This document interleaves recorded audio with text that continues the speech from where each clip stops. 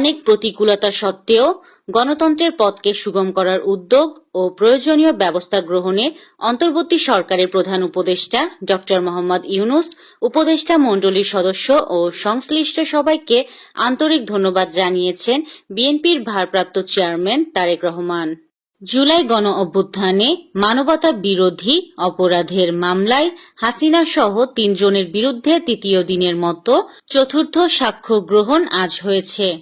গণ অভ্যুত্থানের প্রেক্ষাপট কোটা সংস্কার আন্দোলন, কিন্তু এই আন্দোলনের ইতিহাস বাদ দিয়ে মিথ্যা ইতিহাসের উপর জুলাই ঘোষণাপত্র প্রকাশ করা হয়েছে বলে মন্তব্য করেছেন গণ অধিকার পরিষদের সাধারণ সম্পাদক মোহাম্মদ রাশেদ খান।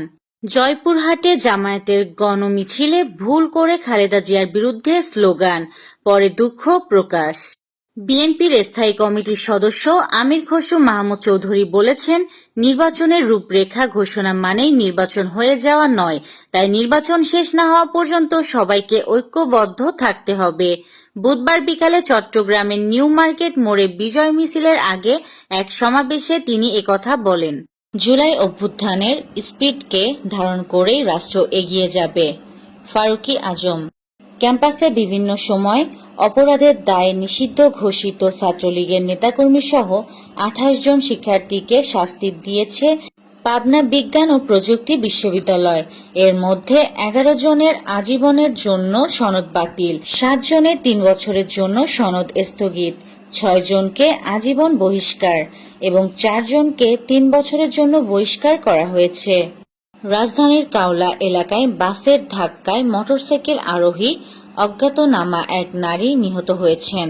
তার বয়স আনুমানিক 30 বছর। তার পরনে রয়েছে বোরখা। বুধবার সকাল 8টার দিকে এই দুর্ঘটনা ঘটে।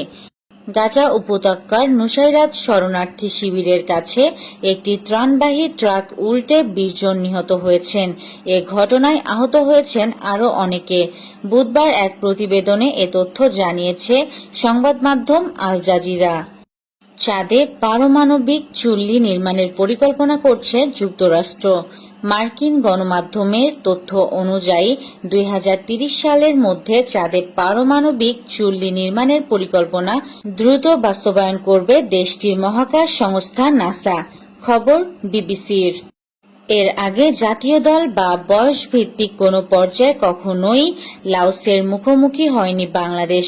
আজ অনূর্ধ্ব 20 এশিয়ান কাপ নারী বাছাইয়ের ম্যাচে প্রথম দেখায় লাওসকে 3-1 গোলে হারিয়েছে বাংলাদেশ দল।